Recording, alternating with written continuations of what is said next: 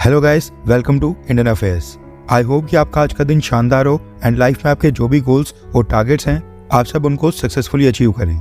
बढ़ते आज की टॉप 10 अपडेट्स की तरफ। सबसे पहली अपडेट आ रही है भारत और चाइना को लेकर। हमने आपको पहले भी बताया था कि पिछले महीने मार्च में चाइना की सरकार ने 5 बार अरुणाचल प्रदेश को अपनी टेरिटरी बताया था। इन सब के बाद चाइना की मिनिस्ट्री ऑफ सिविल अफेयर्स ने क्या किया कि अरुणाचल प्रदेश के अंदर 30 विलेजेस और टाउन्स की चाइनीज भाषा में ज्योग्राफिकल नामों की एक लिस्ट रिलीज की और कहा कि भारत में इन सब गाँव और विलेजेस को जिन भी नामों से जाना जाता है वो गलत नाम है और जो ये 30 नामों की लिस्ट उन्होंने रिलीज की है वही असली नाम है। अब इसको लेकर भारत के विदेश मंत्री डॉक्टर एस जयशंकर सर ने पिछले कल चाइना को एक बहुत ही करारा जवाब देते हुए बोल्ड अंदाज में एक स्टेटमेंट रिलीज की है। जयशंकर सर ने चाइना की सरकत के ऊपर कहा है कि अगर मैं आज आपके घर का नाम चेंज करके अपनी मर्जी से कुछ और नाम रख देता हूँ तो क्या आपका घर मेरा बन जाएगा? अरुणाचल प्रदेश भारत का हिस्सा था, है और हमेशा रहेगा। चाइना के नाम बदल लेने से हमें कोई भी फर्क नहीं पड़ता है। हमारी आर्मी वहाँ पर लाइन ऑफ एक्चुअल कंट्रोल के ऊपर डिप्लॉयड है और उनको पता है कि उनको क्या काम करना है। लिटरली हमारे विदेश मंत्री जयशंकर सर का कोई जवाब ही नहीं है। आज की दूसरी अपडेट आ रही है गुयाना और भारत को लेकर। सबसे पहले आप मैप के ऊपर देखिए कि गुयाना वर्ल्ड मैप के ऊपर कहाँ पर सिचुएटेड है।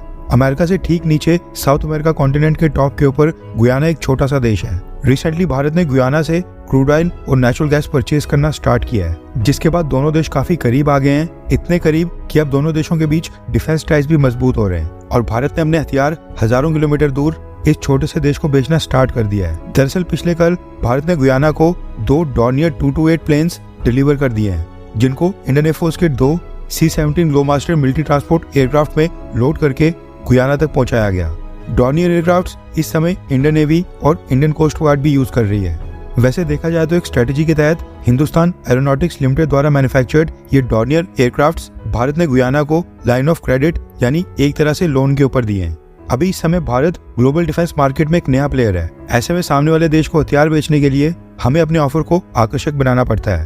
प्लान ये है कि कुछ सालों के बाद जब ये देश हमारे हथियारों को अच्छे से इस्तेमाल कर लेंगे तो ये अपने आप हमें खुद ही हथियारों के बड़े ऑर्डर्स देंगे। उस समय भारत की सरकार को इनको लाइन ऑफ क्रेडिट या फिर लोन भी ऑफर नहीं करना पड़ेगा। आज की तीसरी अपडेट आ रही है भारत के डिफेंस सेक्टर से। 31 मार्च के दिन पिछला फाइनेंशियल ईयर आधिकारिक तौर के ऊपर खत्म हो गया है एंड अब सभी सरकारी एजेंसीज 1 बाय 1 साल भर का डेटा रिलीज करेंगी। एक ऐसा ही डेटा पिछले कल सामने आया है जो कि भारत के डिफेंस एक्सपोर्ट से संबंधित है, जिसके मुताबिक साल 2023 से 24 फाइनेंशियल ईयर में भारत ने 21,083 करोड़ रुपीस के हथियार, अम्यूनिशंस और डिफेंस एक्सपोर्ट्स किए हैं। उससे पिछले साल 2022-23 में 15,920 करोड़ रुपीस के हथियार एक्सपोर्ट किए गए थे, यानी एक साल के अंदर ही 32% का बहुत ही ह्यूज जंप देखने को मिला है। भारत सरकार का टारगेट है कि साल 2028 से 29 तक अगले 5 सालों में भारत के डिफेंस एक्सपोर्ट्स को 21,000 करोड़ से 50,000 करोड़ रुपीस तक पहुंचाया जाए। पिछले साल जो भारत के डिफेंस एक्सपोर्ट्स थे उसमें 60% प्राइवेट सेक्टर का शेयर था, जबकि 40% पब्लिक सेक्टर की सरकारी कंपनीज का, जो दर्शाता है कि डिफेंस सेक्टर को प्राइवेट कंपनीज के लिए खोलना भारत सरकार का बहुत ही पॉजिटिव स्टेप था। आज की चौथी अपडेट आ रही है विदेशों में रह रहे इंडियन ओरिजिन के लोगों को लेकर। दरअसल भारत से हर साल लाखों की संख्या में लोग जॉब्स और स्टडीज के लिए फॉरेन कंट्रीज में जाते हैं। वहाँ पर काम करने के बाद वो अपनी सेविंग्स भारत में अपने परिवारों को भेजते हैं, जिसको रेमिटेंसेस कहा जाता है। इसी रेमिटेंसेस को लेकर आरबीआई ने पिछले कल एक डेटा रिलीज किया है, जिसके मुताबिक साल 2023 से 24 फाइनेंशियल ईयर के तीसरे क्वार्टर यानी अक्टूबर, नवंबर और दिसंबर तिमाही में भारत को कुल $29 बिलियन की रेमिटेंसेज आई हैं। सबसे ज्यादा रेमिटेंसेज अमेरिका से, उसके बाद यूनाइटेड किंगडम यानी कि ब्रिटेन और उसके बाद फिर सिंगापुर से आई है। एक समय वो भी था जब भारत की रेमिटेंसेज का ह्यूज प्रोपोर्शन मिडिल ईस्ट की अरब कंट्रीज से आता था, लेकिन अब भारत की टोटल रेमिटेंसेज में मिडिल ईस्ट के अरब देशों का शेयर लगातार घट रहा है, जो दर्शाता है कि अब भारत के लोग मिडिल ईस्ट में लेबर की जॉब्स करने कम जा रहे हैं। ज्यादा भारतीय अब अमेरिका, यूके, यूरोप जैसे वेस्टर्न देशों में जाकर वहाँ पर व्हाइट कॉलर जॉब्स कर रहे हैं। आज की 5th अपडेट आ रही है जम्मू कश्मीर से। दरअसल जम्मू से श्रीनगर तक का जो नेशनल हाईवे है उस पर कई जगह इमरजेंसी लैंडिंग स्ट्रिप्स बनाई गई हैं, ताकि पाकिस्तान और चाइना के साथ युद्ध वाली स्थिति में इन इमरजेंसी लैंडिंग स्ट्रिप्स का इस्तेमाल कर सकें। जरूरत पड़ने के ऊपर इनके ऊपर फाइटर जेट्स या फिर मिलिट्री हेलीकॉप्टर्स को लैंड कर सकें। नेशनल हाईवेज या फिर एक्सप्रेसवेज के ऊपर बनाए जाने वाली इस तरह की लैंडिंग स्ट्रिप्स के ऊपर फाइटर जेट्स या फिर हेलीकॉप्टर्स को लैंड करना काफी मुश्किल टास्क होता है। इसके लिए इसकी पहले से प्रॉपर प्रैक्टिस की जाती है और जम्मू कश्मीर से खबर निकल कर आ रही है कि इंडियन एयरफोर्स ने कुछ ही घंटे पहले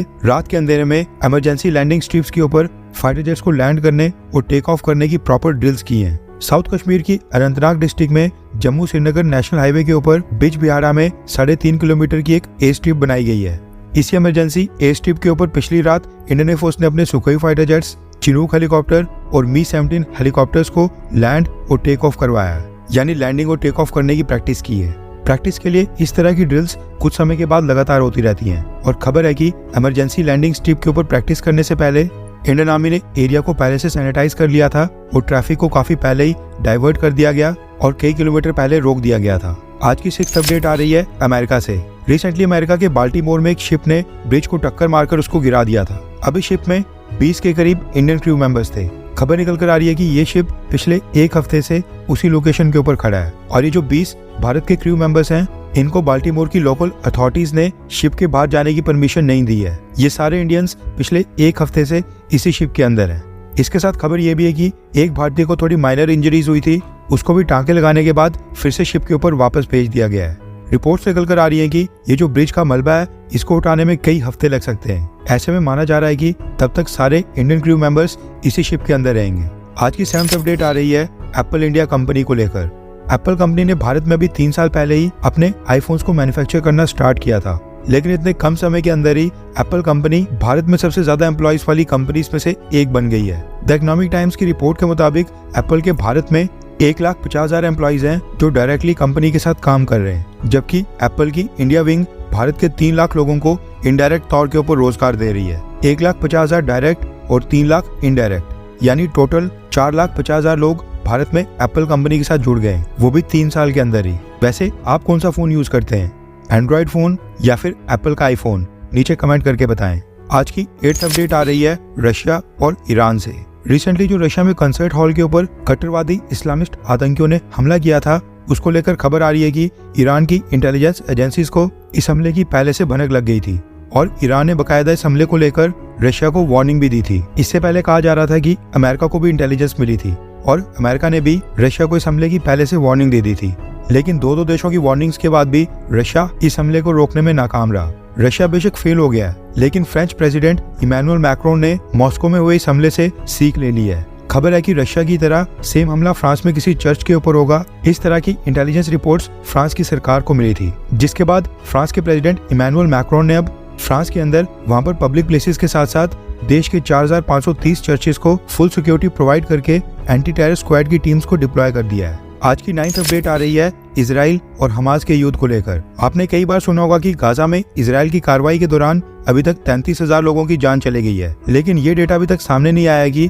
इजराइल डिफेंस फोर्सेस को कितनी कैजुअलिटीज हुई हैं, क्योंकि 7 अक्टूबर के बाद से ही इजराइल डिफेंस फोर्सेस अभी तक ग्राउंड में वहां पर काफी इंटेंस ऑपरेशंस कर रही है। तकरीबन 6 महीने हो गए। तो पिछले कल इसी से रिलेटेड एक आधिकारिक तौर पर डेटा सामने आया है। पिछले कल यानी कि मंडे को इजराइल मिलिट्री ने बताया है कि अक्टूबर 7 के बाद से अभी तक अलग अलग मिलिट्री ऑपरेशन में इजराइल डिफेंस फोर्सेस के 600 सैनिकों की जान चली गई है, यानी इजराइल के 600 सैनिक अभी तक शहीद हो गए हैं। आज की 10th अपडेट आ रही है पाकिस्तान से। आपने कई बार सुना होगा कि भारत की जीडीपी इस क्वार्टर में इतने % बढ़ गई है, या फिर भारत में पिछले क्वार्टर में इतने $1 बिलियन की इन्वेस्टमेंट आई। एक पर्टिकुलर क्वार्टर में भारत ने इतना एक्सपोर्ट किए या फिर हमने इतना ग्रो किया। लेकिन साल 2024 के पहले क्वार्टर को लेकर पाकिस्तान से एक अजीबोगरीब डेटा सामने आया है। साल का पहला क्वार्टर यानी कि साल की पहली तिमाही, जिसमें जनवरी, फरवरी और मार्च आते हैं। पिछले कल centre for research and security studies नाम की एक थिंक टैंक ने पाकिस्तान को लेकर एक डेटा रिलीज किया है, जिसमें उन्होंने बताया कि साल 2024 के पहले क्वार्टर यानी पहली तिमाही में पाकिस्तान में कुल